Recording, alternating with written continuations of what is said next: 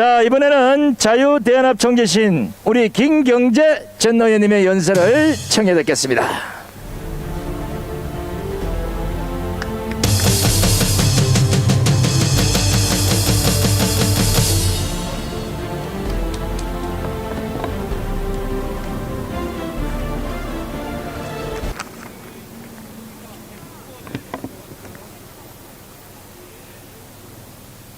(8천만) 동포 여러분 안녕하십니까? 소리 잘 들립니까?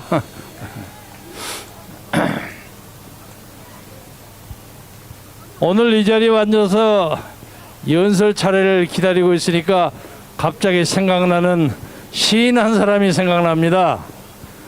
옛날 자유당 시절에 아주 날치던 모윤숙 시인이 있는데 그 양반이 쓴 시가 갑자기 생각합니다. 여러분 아시는지 모르겠지만 국군은 죽어서 말한다. 내일이 현충일입니다. 산옆 외로운 골짜기에 혼자 누운 국군을 본다. 아무 말 아무 소리 없이 혼자 누운 국군을 본다. 그리고 그 다음을 잊어먹었습니다. 그렇게 싸우다가 말없이 죽어서 산골 외로이 누워서 누군가가 자기의 죽음을 거두어 주기를 바라는 그 수많은 우리의 용사들이 이 나라를 지킨 겁니다. 그런데 지금부터 24시간 후에 저 현충원에서 벌어질 현충원 기념식에서는 아마 이번에도 대한민국 국가를 부르지 않은 사태가 벌어질 겁니다. 작년에 그랬습니다. 그래서 이놈의 정부는 도대체 족보가 어디냐 이거야. 어느 나라 어느 정부냐 이거야.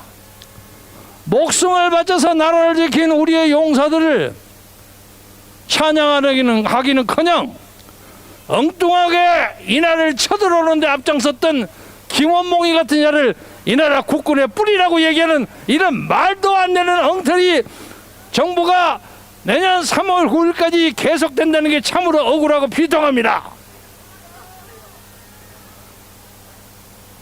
그래서 이 나라를 세운 사람이 누굽니까? 이승만 대통령입니다. 이승만 대통령 얘기를 오늘 제가 처음으로 좀 하려고 하는데 워낙 이승만 대통령과 박정희 대통령은 정모 목사님이 전공이에요. 그래서 제가 일부러 얘기를 좀 안 했는데 오늘 마침 안 계시니까 제가 한마디 하겠어요. 그 양반은 1919년 4월 11일에 상해에서 건설된 대한민국 임시정부의 초대 대통령입니다.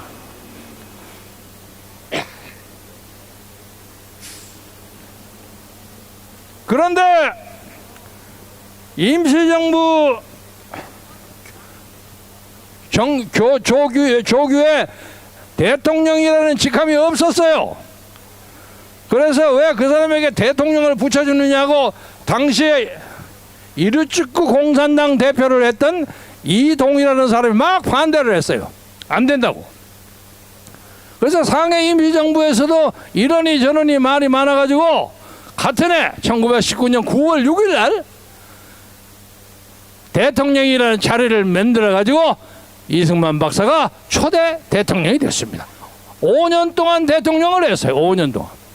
그리고 쭉 하와이 미국을 왔다 갔다 하면서 공부도 하고 학위도 하고 하시면서 상해 임시정부의 마지막 주석을 했습니다. 그때는 이제 대통령 자리를 바꿔 주석으로 바꿨어요.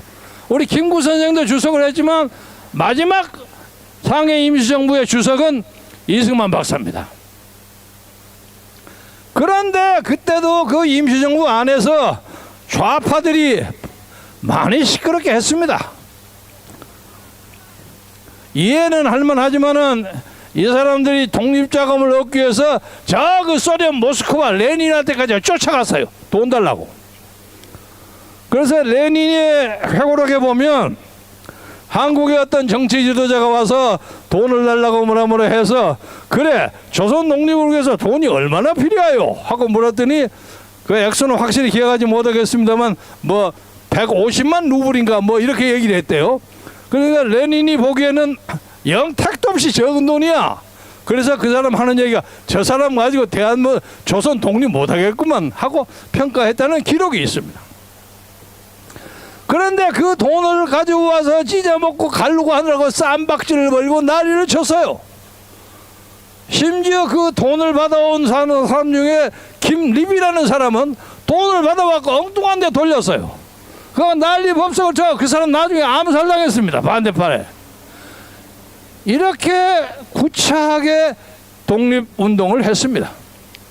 그런데 한때 그 중에서는 중국이나 상해나 천진이나 베이징이 이런 데서 만주나 이런 데서 위험을 무릅쓰고 독립운동하는 사람이 아니고 끄떡하면 배 타고 하와이 가고 미국 가고 해서 폼 잡고 다니는 이승만 박사에 대한 거부감이 좀 있었던 것은 사실입니다. 그러나 당시에 이승만 박사는 결국 조선의 독립은 미국이 주도해서 해준다 하는 얘기를 했어요. 그게 1900한 21년 정도 됩니다. 21년 2년인가 그 사이인데 그 사람이 다 웃었어요. 저 사람 좀 미친 사람이라고. 아, 미국 놈이 지금 일본 뒤에 있는데 쟤들이 어떻게 우리를 독립을 도와주느냐. 그런데 결국은 솔직하게 말하면 우리 조선 독립군들이 청산리 전투도 하고 윤봉길의 의거도 있고 뭐 여러 가지 많이 있었어요. 그렇지만은 결국 일본 제국주의를 종식시키는 것은 미국의 원자탄 하나로 끝난 겁니다. 그렇지 않습니까? 나가사키 히로시마에 원자탄이 없었다면 일본 놈들 절대 안 물러나요. 그러니까 결국은 43년 만에 우리나라 독립을 가져온 것이 미국이다 하고 얘기는 이승만의 얘기는 맞은 것입니다. 그런데 만주와 중국에서 독립운동을 했던 사람은 기분이 나빠. 죽고 배고파. 그러니까 이승만은 괜히 화려하게 보여. 그렇지만 이승만 박사로서는 한 달, 두 달 배 타고 왔다 갔다 해요. 그거 많이 쉽지 어렵습니다. 저도 미국에서 꽤 살아봤습니다만. 그리고 미국 각지에 돌아다니면서 우리 정광훈 목사가 얘기한 것처럼 국회도 잡고 대통령도 잡고 상해도 잡고 그랬다 그러잖아요. 그렇게 많이 외교를 했어요. 그 탁월한 영어를 가지고 외교를 했기 때문에 조선 독립이 대한민국의 독립이 됐고, 그리고 6.25 때 우리가 저 부산 앞바다에 툭 차면 떨어질 정도였어요. 김일성이 다 밀어왔잖아요. 낙동강 전투까지. 그때 그것을 살린 것이 미군을 끌어다 붙여갖고 살린 겁니다. 그래서 이 나라의 좌파의 후예들은 이승만을 될 수 있으면 없애버리려고 난리예요. 그리고 엊그제 무슨 보훈처장이라는 자는 축사를 하면서 이승만 대통령이라는 말을 안 쓰고 이승만 박사가 뭐 그리 중요한 문제야. 대한민국에도 1년에 15,000명의 박사가 나오는데. 그래서 이승만 대통령이 1919년 21년부터 가졌던 조선 독립의 꿈, 드림, 그리고 자유민주공화국을 만들겠다는 이 이상이 오늘의 대한민국을 만든 겁니다. 또 하나, 박정희 대통령에 대해서 얘기하겠습니다. 저는 솔직하게 말해서 박 대통령에 대해서 대모를 많이 했던 사람입니다. 대모로 아주 악명이 높아서 미국에 가는 여권이 안 나와서 유학도 포기할 정도로 아주 악명 높은 학생 운동 지도자. 요새 386 쟤들은 나 대모이면 세 발에 피어. 그런데 미국에 가보니까 박정희 소장의 군사 구태타, 이것이 가지는 정치적, 사회적, 세계사적 의미가 남다르게 튀어나오더라고요. 제가 그때 가까이 지냈던 김대중 선생도 박정희 대통령의 그 존재를 절대로 무시하지 않습니다. 자기의 정적이면서도. 그래서 박정희 대통령이 했던 군사 구태타는 이 나라 역사에 산업혁명을 가져오게 한 겁니다. 그 양반이 적당히 구태타 해가지고 요새 무슨 차베스라든가 뭐 남미의 이상한 군사 독재자처럼 적당히 지나다가 쫓겨나고 어쩌고 해서 우스운 사람이 되죠. 이 나라를 만든 사람이에요. 하나만 여러분에게 예를 들겠습니다. 경부 고속도로를 만들기 위해서 수출을 하려면 도로가 빨리 물류가 빨리빨리 가야 한단 말이에요. 그걸 만들려고 하니까 아무것도 물정을 모르는 야당 지도자들이 고속도로 기공식 앞에 가서 큰 대자 누가 반대하는 대모를 했어요. 무슨 놈의 농토를 다 없애면서 쓸데없는 길을 만드느냐고. 그래서 저는 가만히 생각하면서 요새 우리나라 사람들 만사에 반대하고 엉뚱한 소리 짓거리하고 뭐 LH 사태 뭐 한다면 조사한다고 난리 법삭제하고 피레미 한 마리 잡은 동 마는 동 하잖아요. 대한민국은 경우에 따라서 좀 잡아야 돼. 법치를 위해서는 좀 질서를 유지해야 돼. 지금 아까 어떤 선생이 얘기한 것처럼 대한민국 서울에 간첩이 바글바글해. 그런데 간첩을 잡는다는 국정원은 간첩을 잡는 기능이 없어. 그리고 국정원을 한다는 사람이 이 사람을 간첩을 잡을 의사가 있는지 없는지도 애매해. 어떤 게 행동하는 거 간첩 비슷한 행동을 해. 이놈의 나라가 이렇게 엉터리가 되었어요. 그런데 국가보안법을 없애려고 해.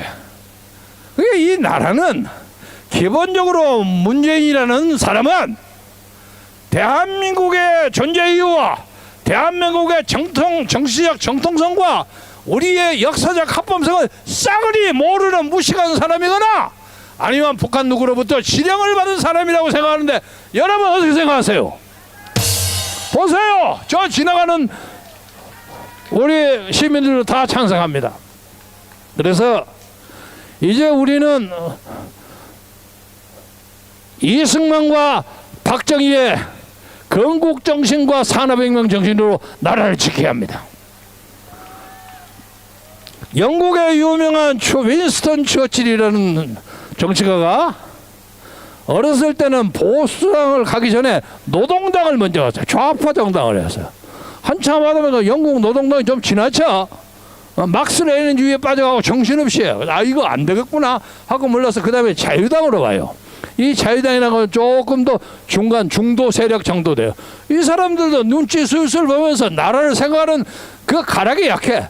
그래서 나이 70이 돼서 보수당으로 갔습니다.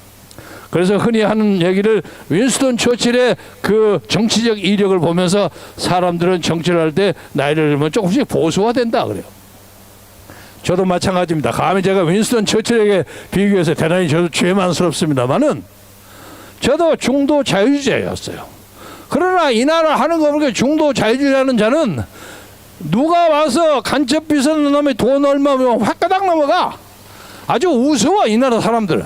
이념에 대한 정체성도 없고 줏대도 없고 의리도 없고 철학도 없어. 엊그제까지 중앙정보부 기획관리실장을 한 우익의 우두머리라는 김아무개가 하루아침에 좌파 대통령이 야 너 국정원장 시켜줄 테니까 내 말 들을래? 하루아침에 좌파로 가는 거야. 그래가지고 저기 북한에 가서 평양회담에서 김정일 뒤에서 만세 부르고 춤추고 하고 이제 이런 놈이 우파야. 이게 우파의 현 주소예요. 그래서 이제 국민이 이미 하고 있는 것이 꼬락서니까 그러합니다. 북한에서 북한 노동당이 뭘 하면 그걸 맞장구 치는 관제 야당이 있습니다. 청우당이니 청구당이니. 요새 국민의힘이 하고 있는 것이 꼭 북한의 청구당이나 청우당이 하는 것과 마찬가지야. 그리고 거기서 하는 사람들이 전부 탄핵의 주동자들이야. 주범들이야. 그래서 우리는 더 이상은 국민의힘에 대해서 조금 더 기대하지 않고 대한정당으로서는 인을 끌어가는 새로운 정치 세력이 필요하다고 해서 정광훈 목사께서 국민혁명당을 만들었어요. 근데 국민혁명당을 만드니까 어떤 사람들은 만드는 건 좋은데 그 이름 비슷한 게 있어가지고 아무개하고 혼동되니까 좀 이름을 바꾸시오 하는 게 댓글에 많이 나와요. 정식 창당을 하면 또 바꿀 수도 있고, 아니면 지금 있었던 뭐 국가 뭐 혁명 운운하고 붙인 사람이 제풀에 지가 깃발을 내릴 수도 있고 그럴 때이기 때문에 그때 보기로 하고, 다만 문제는 이 나라의 자유민주주의와 자유시장경제와 한미동맹과 기독교 입국, 요새는 기독교 입국은 여기 이제 스님도 계시고 하니까 저는 종교 자유 이렇게 바꿉니다. 이 네 개의 원칙을 가지고 이 나라를 지키는 것이 우리 민족이 담당해야 할 역사적이고 세계사적 의무입니다. 그래서 내년 3월 9일까지 지금 우리가 특별한 일이 없어 무조건 정권을 바뀌게 돼 있어요. 천하의 운수 세계의 진운이 그러합니다. 그래서 이걸 막기 위해서 온갖 패거리들이 이것을 막으려고 작당을 하고 있습니다. 우리 힘이 절대로 약하지 않습니다. 여러분 힘내시고, 데모하는데 옆에 있다고 순경들이 반대하고 어떻게 해서 너무 탓하지 마세요. 이 사람들도 대부분이 다 병역 의무 필요하기 위해서 의경들이 많아요. 우리들의 새끼와 우리 형제, 우리 아들들이에요. 세상 막가지만 전부 박사하고 나온 사람들이에요. 이런 사람들에게 너무 쌈박질을 하고 적대감을 보이지 마세요. 적대감은 딱 한 놈에게만 집중하세요. 선택과 준비를 하나를 딱 해갖고 이 사람이 전 국민의 압력 때문에 숨을 쉴 수 못할 정도로 압력을 가하세요. 그래서 그들의 발이 후들거리고 더 이상 역사를 훼손하지 않는, 그래서 새로운 역사의 대세 앞에서 스스로 무릎을 꿇는 그런 새로운 시대가 오기를 여러분과 함께 공동으로 기약하면서 여러분의 건강과 안녕을 빌어하지 않겠습니다. 대단히 감사합니다. 감사합니다.